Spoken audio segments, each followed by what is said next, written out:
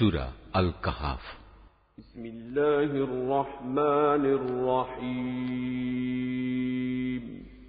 রহমান রহিম আল্লাহ তাআলার নামে। সব তারিফ আল্লাহ তাআলার জন্য, যিনি তার একজন বিশেষ বান্দার প্রতি এ গ্রন্থ নাজিল করেছেন এবং তার কোথাও তিনি কোন রকম বক্রতা রাখেননি। একে তিনি প্রতিষ্ঠিত করেছেন সহজ সরল একটি পথের উপর, যাতে করে আল্লাহ তাআলার পক্ষ থেকে সে নবী তাদের জাহান্নামের আযাবের ব্যাপারে সতর্ক করে দিতে পারে এবং যারা ঈমানদার, যারা নেক কাজ করে, তাদের সে এ মর্মে সুসংবাদ দিতে পারে যে তাদের জন্য আল্লাহর দরবারে উত্তম পুরস্কার রয়েছে, যেখানে তারা চিরকাল থাকবে। এবং সেসব লোকদেরও ভয় দেখাবে যারা মূর্খের মতো বলে আল্লাহ তাআলা সন্তান গ্রহণ করেছেন। এ দাবির পক্ষে তাদের কাছে কোনো জ্ঞান সম্মত দলিল প্রমাণ নেই। তাদের বাপ দাদাদের কাছেও এ ব্যাপারে কোনো যুক্তি ছিল না। এটা সত্যিই বড় একটি কঠিন কথা যা তাদের মুখ থেকে বের হচ্ছে। আসলে তারা জঘন্য মিথ্যা ছাড়া কিছুই বলেনি। হে নবী, যদি এরা এ কথার উপর ঈমান না আনে, তাহলে মনে হয় দুঃখ কষ্টে তুমি এর পেছনে নিজেকেই বিনাশ করে দেবে। যা কিছু এ জমিনের বুকে আছে, আমি তাকে তার জন্য শোভা বর্ধনকারী করে পয়দা করেছি, যাতে করে মানুষদের আমি পরীক্ষা করতে পারি যে তাদের মধ্যে কাজকর্মের দিক থেকে কে বেশি উত্তম। অতঃপর একদিন আমি যা কিছু এ জমিনে আছে ধ্বংস করে দিয়ে একে উদ্ভিদ শূন্য মাটিতে পরিণত করে দেব। হে নবী, তুমি গুহা ও পাহাড়ের উপত্যকার অধিবাসীদের সম্পর্কে কি মনে করো? তারা আমার নিদর্শন সমূহের মধ্যে একটি বিস্ময়কর নিদর্শন ছিল। ঘটনাটি এমন হয়েছিল, কতিপয় যুবক যখন গুহায় আশ্রয় নিল এবং আল্লাহর দরবারে এই বলে দোয়া করল, হে আমাদের মালিক, একান্ত তোমার কাছ থেকে আমাদের উপর অনুগ্রহ দান করো। আমাদের এই কাজকর্ম আঞ্জাম দেওয়ার জন্য তুমি আমাদের সঠিক পথ দেখাও। অতঃপর আমি গুহার ভেতরে তাদের কানে বহু বছর ধরে ঘুমের পর্দা লাগিয়ে রাখলাম। তারপর এক পর্যায়ে আমি তাদের ঘুম থেকে উঠিয়ে দিলাম, যাতে করে আমি একথা জেনে নিতে পারি তাদের দুদলের মধ্যে কোন দলটি ঠিক করে বলতে পারে যে তারা কতদিন সেখানে অবস্থান করেছিল। হে নবী, আমি তোমার কাছে তাদের বৃত্তান্ত সঠিকভাবে বর্ণনা করছি। মূলত তারা ছিল কতিপয় নওজোয়ান ব্যক্তি, যারা তাদের মালিকের উপর ঈমান এনেছিল। আমি তাদের হেদায়েতের পথে এগিয়েও দিয়েছিলাম। আমি তাদের অন্তঃকরণকে ধৈর্য দ্বারা দৃঢ়তা দান করেছি। যখন তারা আল্লাহর পথে দাঁড়িয়ে গেল এবং ঘোষণা করল, আমাদের মালিক তো হচ্ছেন তিনি, যিনি আসমান সমূহ ও জমিনের মালিক। আমরা কখনো আল্লাহ তাআলা ছাড়া আর কাউকে ডাকব না। যদি আমরা এমন অযৌক্তিক কথা বলি, তাহলে তা হবে মারাত্মক দিন বিরোধী কাজ। এরা হচ্ছে আমাদের স্বজাতির লোক, যারা তাকে বাদ দিয়ে অসংখ্য মাবুদের গোলামি গ্রহণ করেছে। তারা যদি সত্যবাদী হয়, তাহলে তারা স্পষ্ট দলিল নিয়ে আসে না কেন? তার চাইতে বড় জালেম আর কে, যে আল্লাহ তাআলার উপর মিথ্যা আরোপ করে? অতঃপর জোয়ানরা পরস্পরকে বলল, আল্লাহ তাআলা ছাড়া অন্যদের যারা মাবুদ বানায়, তাদের কাছ থেকে তোমরা যখন বিচ্ছিন্ন হয়ে চলেই গেলে, তখন তোমরা এখান থেকে বের হয়ে বিশেষ একটি গুহায় গিয়ে আশ্রয় নাও। তোমাদের মালিক তোমাদের উপর তার রহমতের ছায়া বিস্তার করে দেবেন এবং তোমাদের বিষয়গুলো তোমাদের জন্য সহজ করে দেবেন। হে নবী, তুমি যদি সে গুহা দেখতে, তাহলে দেখতে পেতে তারা তার মধ্যবর্তী এক প্রশস্ত চত্বরে অবস্থান করছে। সূর্য তার উদয়কালে তাদের গুহার দক্ষিণ পাশ দিয়ে হেলে যাচ্ছে, আবার যখন তা অস্ত যায় তখন তা গুহার বাম পাশ দিয়ে অতিক্রম করে। সূর্যের প্রখরতা কখনো তাদের কষ্টের কারণ হয় না। আসলে এ সবই হচ্ছে আল্লাহ তাআলার কুদরতের নিদর্শন। এ সব নিদর্শনের মাধ্যমে আল্লাহ তাআলা যাকে হেদায়েত দান করেন, সেই একমাত্র হেদায়েত প্রাপ্ত হয়, আর যাকে তিনি গোমরাহ করেন, সে কখনো কোনো পথ প্রদর্শনকারী ও অভিভাবক পেতে পারে না। হে নবী, তুমি যদি দেখতে, তাহলে তুমি তাদের ভাবতে তারা বুঝি জেগেই রয়েছে, যদিও তারা ছিল ঘুমন্ত। আমি তাদের কখনো ডানে কখনো বামে পরিবর্তন করে দিতাম। তাদের কুকুরটি গুহার সামনে তার হাত দুটি প্রসারিত করে পাহারারত অবস্থায় বসেছিল। তুমি যদি তাদের দিকে সত্যি উঁকি মেরে দেখতে, তাহলে তুমি অবশ্যই তাদের কাছ থেকে পেছন ফিরে পালিয়ে যেতে এবং তাদের এ আজব দৃশ্য দেখে তুমি নিঃসন্দেহে ভয়ে আতঙ্কিত হয়ে যেতে। এভাবেই তাদের আমি ঘুম থেকে উঠিয়ে দিলাম, যাতে করে তারা তাদের অবস্থান সম্পর্কে নিজেরা পরস্পরে জিজ্ঞাসাবাদ করে। কথা প্রসঙ্গে তাদের মধ্যে থেকে এক ব্যক্তি বলল, বলতো তোমরা এ গুহায় কতকাল অবস্থান করেছ? তারা বলল, বড় জোর একদিন কিংবা তার চাইতেও কম সময় আমরা এখানে অবস্থান করেছি। অতঃপর যখন তারা একমত হতে পারল না, তখন তারা বলল, তোমাদের মালিকই একথা জানেন, তোমরা এ গুহায় কতকাল অবস্থান করেছ। এখন সে বিতর্ক রেখে বরং তোমরা তোমাদের একজনকে তোমাদের এ রৌপ্য মুদ্রা সহ শহরে পাঠাও। সে বাজারে গিয়ে দেখুক কোন খাবার উত্তম, সেখান থেকে কিছু খাবার তোমাদের কাছে নিয়ে আসুক। সে যেন বিচক্ষণতার সাথে কাজ করে এবং সে যেন কাউকেই তোমাদের ব্যাপারে কিছু জানতে না দেয়। যদি তারা তোমাদের সম্পর্কে জানতে পারে, তাহলে তারা তোমাদের প্রস্তরাঘাত করে হত্যা করবে, কিংবা তোমাদের জোর করে তারা তাদের দিনে ফিরিয়ে নেবে। আর একবার তেমনটি হলে কখনোই তোমরা মুক্তি পাবে না। আর এভাবেই আমি একদিন তাদের ব্যাপার শহরবাসীদের জানিয়ে দিলাম, যাতে করে তারা একথা জানতে পারে, মৃতকে জীবন দেওয়ার ব্যাপারে আল্লাহ তাআলার ওয়াদা আসলেই সত্য, এবং কিয়ামতের আসার ব্যাপারেও কোন রকম সন্দেহ নেই। যখন তারা নিজেদের মধ্যে এ নিয়ে বিতর্ক করে যাচ্ছিল, তখন কিছু লোক বলল, তাদের সম্মানে তাদের উপর একটি স্মৃতিসৌধ নির্মাণ করে দাও। আসলে তোমাদের মালিকই তাদের সম্পর্কে সর্বাধিক খবর রাখেন। অপরদিকে যেসব মানুষ তাদের কর্তব্য কাজের উপর বেশি প্রভাবশালী ছিল, তারা বলল, স্মৃতিসৌধ বানানোর বদলে চলো আমরা তাদের উপর একটি মসজিদ বানিয়ে দেই। কিছু লোক বলে, গুহার অধিবাসীরা ছিল 3 জন, ওদের মধ্যে চতুর্থটি ছিল ওদের পাহারাদার কুকুর। আবার কিছু লোক বলে তারা ছিল 5 জন, তাদের ষষ্ঠটি ছিল ওদের কুকুর। আসলে অজানা অদেখা বিষয়সমূহের প্রতি এরা খামাখা অনুমান নিক্ষেপ করি এ সব কিছু বলছে। তাদের কেউ বলে ওরা ছিল 7 জন এবং অষ্টমটি ছিল তাদের কুকুর। হে নবী, তুমি এদের বলো, হ্যাঁ, আমার মালিক ভালো করেই জানেন ওদের আসল সংখ্যা কত ছিল। তাদের সংখ্যা খুব কম সংখ্যক লোকই বলতে পারে। তুমিও এদের ব্যাপারে সাধারণ আলোচনার বাইরে বেশি বিতর্ক করো না এবং তাদের সম্পর্কে খামাখা অন্য মানুষদের কাছেও জিজ্ঞাসাবাদ করো না। হে নবী, কখনো কোনো কাজের ব্যাপারে একথা বলো না, এ কাজ আমি আগামীকাল করব। হ্যাঁ, বরং এভাবে বলো, আল্লাহ তাআলা যদি চান তাহলেই আমি আগামীকাল এ কাজটা করব। যদি কখনো কোনো কিছু ভুলে যাও, তাহলে তোমার মালিককে স্মরণ করো এবং বলো, সম্ভবত আমার মালিক এ কাহিনীর চাইতে নিকটতর কোনো কল্যাণ দিয়ে আমাকে পথ দেখাবেন। তারা তাদের এ গুহায় কাটিয়েছে মোট 300 বছর। কেউ অবশ্য এর সাথে আরো 9 বছর যোগ করেছে। নবী, তুমি বলো, বস্তুত একমাত্র আল্লাহ তাআলাই সঠিক করে বলতে পারেন ওরা গুহায় কত বছর কাটিয়েছে। আসমান সমূহ ও জমিনের যাবতীয় অজানা অদেখা বিষয়ের জ্ঞান তো একমাত্র তার জন্য নির্দিষ্ট রয়েছে। কত সুন্দর দ্রষ্টা তিনি, কত সুন্দর শ্রোতা তিনি। তিনি ছাড়া তাদের দ্বিতীয় কোনই অভিভাবক নেই। আল্লাহ তাআলা নিজের কর্তৃত্ব ও ক্ষমতায় অন্য কাউকে কখনো শরীক করেন না। হে নবী, তোমার উপর তোমার মালিকের যে কিতাব নাজিল করা হয়েছে তা তুমি তেলাওয়াত করতে থাকো। তার কিতাবে বর্ণিত কথাবার্তা রদবদল করার কেউই নেই। তিনি ছাড়া তুমি আর কোনই আশ্রয়স্থল পাবে না। হে নবী, তুমি নিজেকে সদা সেসব মানুষদের সাথে রেখে চলবে যারা সকাল সন্ধ্যায় তাদের মালিককে ডাকে। তারা একমাত্র তাঁরই সন্তুষ্টি কামনা করে এবং কখনো তাদের কাছ থেকে তোমার স্নেহের দৃষ্টি ফিরিয়ে নিও না। কখনো এমন কোন ব্যক্তির কথা মতো চলো না যার অন্তঃকরণকে আমি আমার স্মরণ থেকে গাফেল করে দিয়েছি। আর যে ব্যক্তি নিজের প্রবৃত্তির গোলামি করতে শুরু করেছে এবং যার কার্যকলাপ আল্লাহ তাআলার সীমানা লঙ্ঘন করেছে।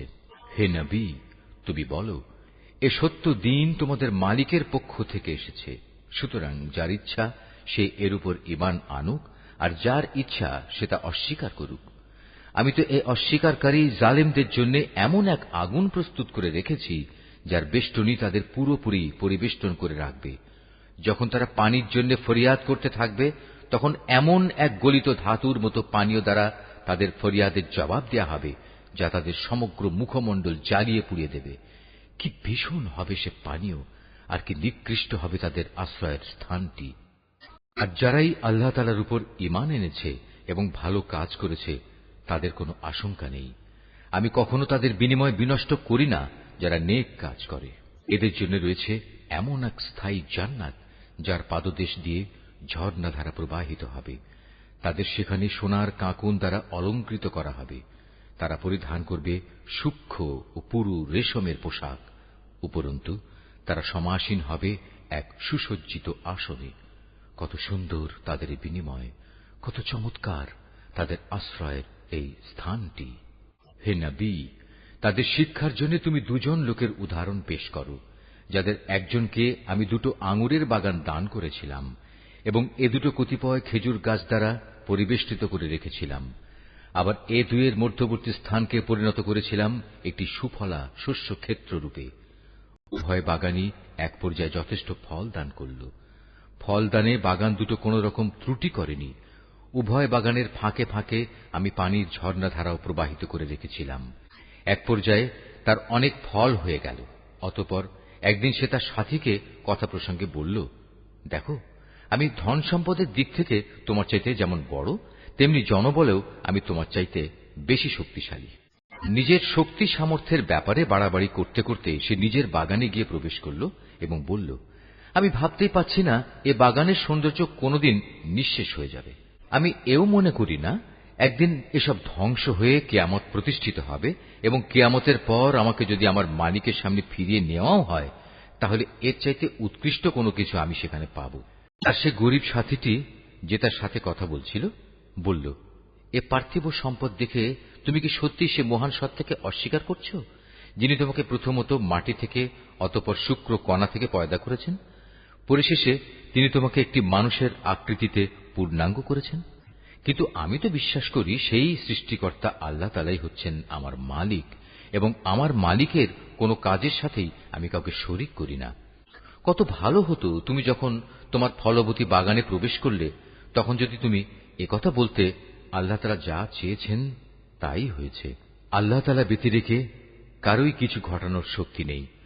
যদিও তুমি আমাকে ধনে জনে তোমার চাইতে কম দেখলে, কিন্তু আমি আল্লাহ তাআলার উপর ঈমান রাখি। সম্ভবত আমার মালিক আমাকে তোমার এ পার্থিব বাগানের চাইতে উৎকৃষ্ট আখিরাতের কোনো বাগান দান করবেন এবং অকৃতজ্ঞতার জন্য তোমার বাগানের উপর আসমান থেকে এমন কোন বিপর্যয় নাজিল করবেন, ফলে তা উদ্ভিদ শূন্য এক বিরান ভূমিতে পরিণত হয়ে যাবে, কিংবা তার পানি তার জমিনের নিচেই অন্তর্হিত হয়ে যাবে। তেমন কিছু হলে তুমি কখনো তা আবার খুঁজে আনতে পারবে না। অতঃপর তাই ঘটল। তার বাগানের ফল ফলারিকে বিপর্যয় এসে ঘিরে ফেলল। তখন সে ব্যক্তি সেই ব্যয়ের ওপর, যা সে বাগানের শোভাবর্ধনের পেছনে করেছিল, হাতের উপর হাত রেখে আক্ষেপ করতে লাগল। বাগানের অবস্থা এমন হল যা তা মুখ থুবড়ে পড়ে থাকল এবং সে নিজের ভুল বুঝতে পেরে বলতে লাগল, কত ভালো হতো যদি আমি আমার মালিকের ক্ষমতার সাথে অন্য কাউকে শরীক না করতাম। যারা বাহাদুরি করেছে তাদের কোনো দলই আজ তাকে আল্লাহর এই প্রতিশোধের মোকাবেলায় সাহায্য করার জন্য অবশিষ্ট রইল না। না সে নিজে কোন রকম প্রতিশোধ নিতে পারল না। এখানে রক্ষা করার যাবতীয় এখতিয়ার একমাত্র আল্লাহ তাআলার, যিনি একমাত্র সত্য। পুরস্কার দানে ও পরিণাম নির্ধারণে তিনিই উত্তম। হে নবী, তুমি এদের কাছে দুনিয়ার জীবনের উদাহরণ পেশ করো। এই জীবনটা হচ্ছে এমন যেমন আমি আকাশ থেকে পানি বর্ষণ করি, যার কারণে জমিনের উদ্ভিদ ঘন সুশোভিত হয়ে ওঠে। অতঃপর এক সময়ে বাতাস তা উড়িয়ে নিয়ে ফেরে।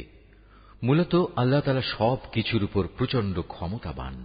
ধন সম্পদ ও সন্তান সন্ততি হচ্ছে তোমাদের পার্থিব জীবনের কতিপয় অস্থায়ী সৌন্দর্য মাত্র। চিরস্থায়ী হচ্ছে মানুষের নেক কাজ, আর তা হচ্ছে তোমার মালিকের কাছে পুরস্কার পাওয়ার জন্য অনেক ভালো। আর কোন কল্যাণময় কিছু কামনা করতে গেলেও তা হচ্ছে উত্তম। যেদিন আমি পাহাড় সমূহকে চলমান করে সরিয়ে দেব এবং তুমি এই পৃথিবীকে দেখবে তা একটি শূন্য প্রান্তর, সেদিন আমি তাদের মানবকুলকে এক জায়গায় জড়ো করব, কোনো একজনকেও আমি বাদ দেব না। তাদের সবাইকে তোমার মালিকের সামনে সারিবদ্ধভাবে এনে হাজির করা হবে। অতঃপর আমি বলবো, আজ তো তোমরা সবাই আমার কাছে এসে গেছো, ঠিক যেমনি করে আমি তোমাদের প্রথমবার পয়দা করেছিলাম। কিন্তু তোমরা অনেকেই মনে করতে আমি তোমাদের দ্বিতীয়বার আমার কাছে হাজির করার জন্য কোনো সময়সূচি নির্ধারণ করে রাখিনি। অতঃপর তাদের সামনে আমলনামা রাখা হবে। তখন নাফরমান ব্যক্তিদের তুমি দেখবে, সে আমলনামায় যা কিছু লিপিবদ্ধ আছে তারা তার কারণে খুবই আতঙ্কগ্রস্ত থাকবে। তারা বলতে থাকবে, হায় দুর্ভাগ্য আমাদের, এ আবার কেমন গ্রন্থ! এ তো দেখছি আমাদের জীবনের ছোট কিংবা বড় প্রত্যেক বিষয়েরই হিসাব রেখেছে। তারা যা কিছু করেছে তার প্রতিটি বস্তুই তারা সে গ্রন্থে মজুদ দেখবে। তোমার মালিক সেদিন কার উপর বিন্দুমাত্র জুলুমও করবেন না। স্মরণ করো যখন আমি ফেরেশতাদের বলেছিলাম তোমরা সবাই আদমকে সাজদা করো, তখন তারা সবাই সাজদা করল, কিন্তু ইবলিস সাজদা করল না। সে ছিল আসলে জিনদেরই একজন। সে তার মালিকের আদেশের নাফরমানি করল। যে এত বড় নাফরমানি করল, তোমরা কি তাকে এবং তার বংশধরদের আমার বদলে তোমাদের অভিভাবক হিসেবে গ্রহণ করে চলেছ? অথচ প্রথম দিন থেকেই সে তোমাদের প্রকাশ্য দুশমন। চেয়ে দেখো জালেমদের কি নিকৃষ্ট বিনিময় দেয়া হয়েছে। আকাশমণ্ডলী ও পৃথিবী সৃষ্টি করার সময় আমি তাদের কাউকে ডাকিনি, এমনকি স্বয়ং তাদের নিজেদের বানানোর সময়ও তো আমি তাদের ডাকিনি। আসলে আমি তো অক্ষম ছিলাম না যে তাদের পরামর্শ আমার দরকার। অন্যদের যারা গোমরাহ করে আমি তাদের সাহায্য গ্রহণ করি না। যেদিন তিনি এদের বলবেন তোমরা তাদের ডাকো যাদের তোমরা আমার শরীক মনে করতে, ওরা তাদের ডাকবে, কিন্তু তারা তাদের এ ডাকে কোনই সাড়া দেবে না।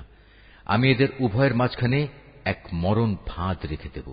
এ নাফরমান লোকেরা যখন আযাব দেখতে পাবে তখন তারা বুঝে যাবে তারা এক্ষুনি সেখানে গিয়ে পতিত হচ্ছে, আর একবার সেখানে পতিত হলে ওরা তা থেকে কখনোই মুক্তির পথ পাবে না।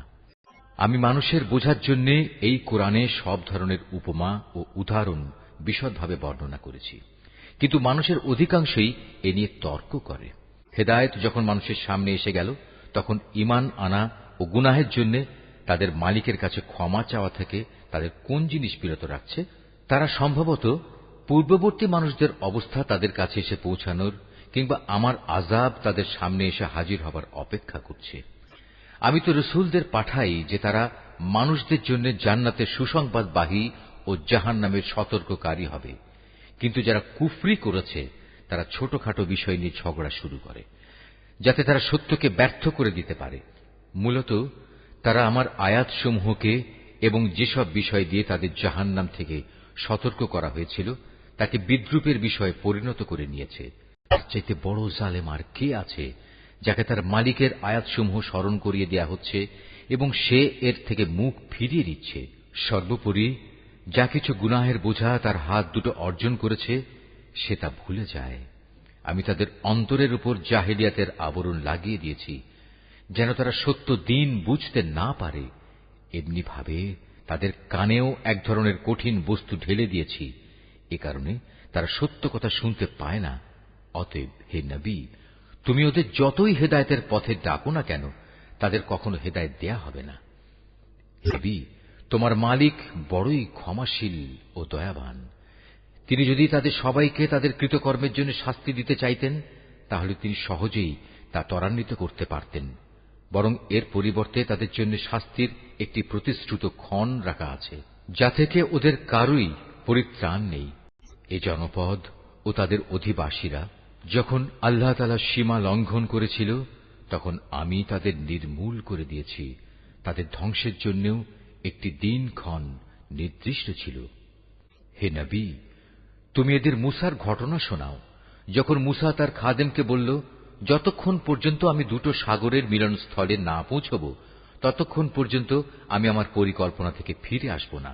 যদি আমাকে এজন্য দীর্ঘ সময় পর্যন্ত চলতে হয় তবু আমি চলতে থাকব। যখন তারা উভয়ে সেই প্রত্যাশিত দুটো সাগরের সঙ্গম স্থলে এসে পৌঁছল তখন তারা উভয়ই তাদের খাবারের জন্য রাখা মাছটির কথা ভুলে গেল। সে মাছটি ছুটে গিয়ে সুড়ঙ্গের মতো একটি পথ করে সহজেই সাগরে চলে গেল। যখন তারা আরো কিছু দূর এগিয়ে গেল তখন সে তার খাদেমকে বলল, এবার আমাদের নাশতা নিয়ে এসো, আমরা আজকের সফরে সত্যি ভারী ক্লান্ত হয়ে পড়েছি। সে বলল, তুমি কি দেখোনি আমরা যখন শিলাখণ্ডের পাশে বিশ্রাম করছিলাম তখন আমি মাছের কথা ভুলেই গিয়েছিলাম। আসলে শয়তানি আমাকে ভুলিয়ে দিয়েছে যে আমি তার কথাটা স্মরণ রাখব। আর সে মাছটিও কি আশ্চর্যজনক পদ্ধতিতে নিজের পথ ধরে সাগরের দিকে নেমে গেল। সে বলল, হ্যাঁ, এই তো হচ্ছে সেই জায়গা যে স্থানটির আমরা সন্ধান করছিলাম। মাছটি চলে যাওয়ার জায়গাই হচ্ছে সাগরের মিলনস্থল। অতঃপর তারা নিজেদের পথের চিহ্ন ধরে ফিরে চলল। এরপর তারা সেখানে পৌঁছলে আমার বান্দাদের মাঝ থেকে একজন পুণ্যবান বান্দাকে সেখানে পেল, যাকে আমি আমার অনুগ্রহ দান করেছি। উপরন্তু তাকে আমি আমার কাছ থেকে বিশেষ জ্ঞান দান করেছিলাম। মুসা তাকে বলল, আমি কি তোমার অনুসরণ করতে পারি, যাতে করে আল্লাহ তাআলার কাছ থেকে যে জ্ঞান তোমাকে শেখানো হয়েছে তার কিছু অংশ তুমি আমাকে শেখাতে পারো? সে বলল, হ্যাঁ পারো, তবে আমার সাথে থেকে তা তুমি কখনো ধৈর্য ধারণ করতে পারবে না। অবশ্য এটাও ঠিক, যে বিষয়ে তোমার জ্ঞান সীমার বাইরে তার উপর তুমি ধৈর্য ধরবেই বা কি করে? সে বলল, আল্লাহ তাআলা যদি চান তাহলে তুমি আমাকে ধৈর্যশীল হিসেবেই পাবে, আমি তোমার কোনো আদেশেরই বরখেলাপ করব না। সে বলল, আচ্ছা, যদি তুমি আমাকে অনুসরণ করোই তাহলে কোনো বিষয় নিয়ে আমাকে কিছু জিজ্ঞেস করবে না, যতক্ষণ না সে কথা আমি নিজেই তোমাকে বলে দেব। তারপর তারা দুজন পথ চলতে শুরু করল। নদীর পাড়ে এসে উভয়ই একটি নৌকায় আরোহণ করল। নৌকায় উঠেই সে তাতে ছিদ্র করে দিল। সে বলল, তুমি কি এজন্য তাতে ছিদ্র করে দিলে যেন এর আরোহীদের তুমি ডুবিয়ে দিতে পারো? তুমি সত্যিই এক গুরুতর অন্যায় কাজ করেছ। মুসার কথা শুনে সে বলল, আমি কি তোমাকে একথা বলিনি আমার সাথে থেকে তুমি কখনো ধৈর্য ধারণ করতে পারবে না? সে বলল, আমি যে ভুল করেছি সে ব্যাপারে তুমি আমাকে পাকড়াও করো না, এবং এ ব্যাপারে আমার উপর বেশি কঠোরতাও আরোপ করো না। আবার তারা পথ চলতে শুরু করল। কিছুদূর গিয়ে তারা উভয়ে একটি কিশোর বালক পেল। সাথে সাথে সে তাকে হত্যা করে ফেলল। এ কাজ দেখে সে বলল, তুমি তো কোন রকম হত্যার অপরাধ ছাড়াই একটি নিষ্পাপ জীবনকে বিনাশ করলে। তুমি সত্যি একটা গুরুতর অন্যায় কাজ করে ফেলেছ। সে বলল, আমি কি তোমাকে একথা বলিনি যে তুমি আমার সাথে থেকে ধৈর্য ধরতে পারবে না? সে বলল, যদি এরপর আর একটি কথাও আমি তোমাকে জিজ্ঞেস করি তাহলে তুমি আমাকে তোমার সাথে রেখো না। অবশ্য এখন তো তুমি আমার পক্ষ থেকে ওজর পেশ করার প্রান্তসীমায় পৌঁছে গেছ। আর তারা চলতে শুরু করল। কিছুদূর এগিয়ে তারা জনপদের অধিবাসীদের কাছে পৌঁছল। সেখানে পৌঁছে তারা সেই জনপদের অধিবাসীদের কাছে কিছু খাবার চাইল, কিন্তু তারা তাদের মেহমানদারি করতে অস্বীকার করল। অতঃপর সেখানে তারা একটি পতনোন্মুখ পুরনো প্রাচীর দেখতে পেল। সে প্রাচীরটা সোজা করে দিল। সে মুসা বলল, তুমি চাইলে তো এদের কাছ থেকে এর উপর কিছু পারিশ্রমিক গ্রহণ করতে পারতে। সে বলল, বেশ, এখানেই তোমার আমার মধ্যে বিচ্ছেদ হয়ে গেল, কিন্তু তার আগে যেসব কথার ব্যাপারে তুমি আমার সাথে ধৈর্য ধরে থাকতে পারোনি তার ব্যাখ্যা আমি তোমাকে বলে দিতে চাই। প্রথম ঘটনাটি হচ্ছে নৌকা সম্পর্কিত। মূলত তা ছিল কয়েকজন গরিব মানুষের মালিকানাধীন। তারা এটা দিয়ে সমুদ্রে জীবিকা অন্বেষণের কাজ করত, কিন্তু আমি নৌকাটিতে একটা ছিদ্র করে তাকে ত্রুটিযুক্ত করে দিতে চাইলাম, কারণ তাদের সামনেই ছিল এমন এক বাদশা যে ত্রুটিবিহীন যে নৌকাই পেত তা বল প্রয়োগে ছিনিয়ে নিত। আর হ্যাঁ, সে কিশোরটির ঘটনা। তার পিতামাতা উভয় ছিল মোমেন। আমি আশঙ্কা করলাম বড় হয়ে সে এদের দুজনকেই আল্লাহর নাফরমানি ও কুফর দ্বারা বিভ্রান্ত করে দেবে। আমি চাইলাম তাদের মালিক তার বদলে তাদের এমন একটি সন্তান দান করবেন যে দিনদারি ও রক্তের সম্পর্ক রক্ষার ব্যাপারে তা চেয়ে অনেক ভালো প্রমাণিত হবে। সর্বশেষ ওই যে প্রাচীরটির ব্যাপার, আসলে তা ছিল শহরের দুটি এতিম বালকের।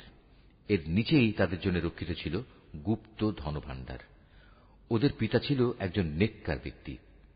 এই কারণেই তোমার মালিক চাইলেন ওরা বয়ঃপ্রাপ্ত হোক এবং তাদের সে ভাণ্ডার থেকে তারা সম্পদ বের করে আনুক।